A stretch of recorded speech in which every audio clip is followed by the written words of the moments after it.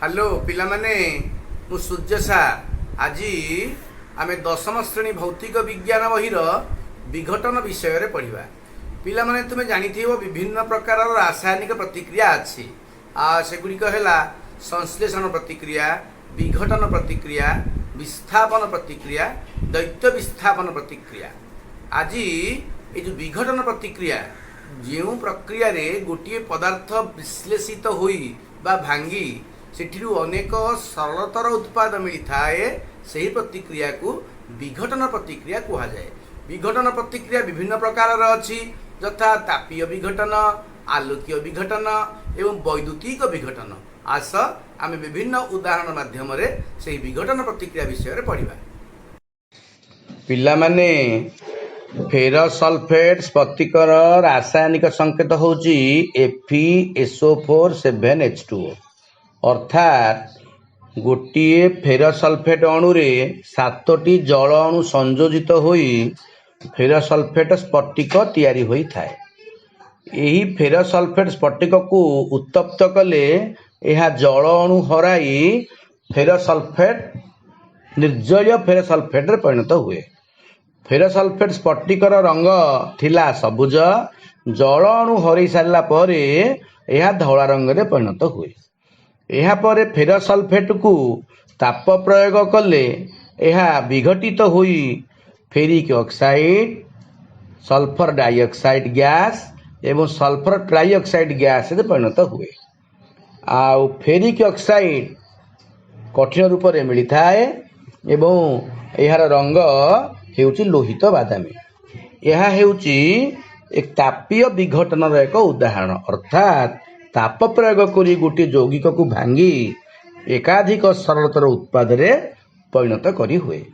सेहीपरि calcium carbonate जहाँ को कि आमे चून पत्थर बोली कहूचे, तार रंग होउची धला।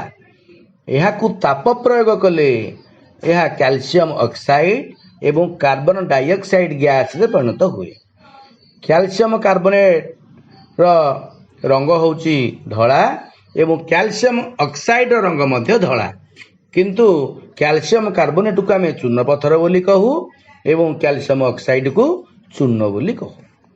ठीक सही परि तापीय विघटन अन्य गोटे उदाहरण है लेड नाइट्रेट, जार की संकेत होची PbNO3। यह धला रंगर एक यौगिक लेड नाइट्रेट। कठिन लेड नाइट्रेट को जदि आमे ताप प्रयोग करिबा यह विघटित होई लेड ऑक्साइड, कठिन रूप में लेड ऑक्साइड मिलता है, नाइट्रोजन डाइऑक्साइड एवं एथुर ऑक्सीजन गैस मिलता है। एठारे मन रखिया को हेबो जे लेड नाइट्रेट रंग होची धला, विघटित होला परे यह जेउ लेड ऑक्साइड रे परिणत हुए ताहा हलदिया रंगर। यहाँ पर आमे पढ़िबा वैद्युतिक विघटन। विद्युत शक्ति प्रयोग करी जदि कौन यौगिक को भांगी एकाधिक सरलतर उत्पाद रे परिणत करा जाए ताहाकु वैद्युतिक विघटन कहा जाए।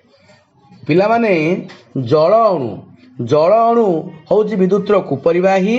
जदि एथिरे सल्फ्यूरिक अम्ल किंबा अन्य कोनोसी अम्ल मिसाई दिया जाए यह विद्युत सुपरिवाही होई थाए। आउ सल्फ्यूरिक अम्ल धरा जाऊ आमे जल अणु सल्फ्यूरिक अम्ल मिसाइले यह विघटित होई दुईटी आयन दब, गोटी है H+ आयन एवं अन्यटी होची SO4 2- आयन। सेहीपरि जल अणु जल जेतेबेले विद्युत प्रवाहित करिबा यह दुईटी आयन दब, गोटी होची H+ आयन एवं अन्यटी होची OH- आयन।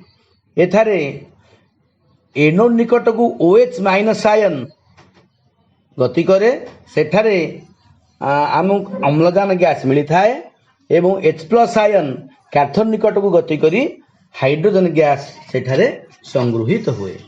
अन्य गोटे उदाहरण है जोटा कि कहते आमर आलोकीय विघटन। सिल्भर क्लोराइड रंग होची धला। यह को जदि आमे सूर्यालोक रखिबा आलोक शक्ति प्रभाव रे ताहा सिल्भर एवं क्लोरीन गैस रे परिणत हुए।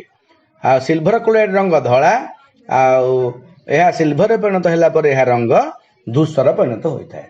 ठीक सही परी सिल्भर ब्रोमाइड रे सूर्यालोक बल रे बा सूर्यालोक प्रभाव रे सिल्भर ब्रोमाइड भांगी सिल्भर एवं ब्रोमीन ଗ୍ୟାସ ରୂପରେ ବ୍ରୋମିନ୍ରେ ପରିଣତ ହୁଏ।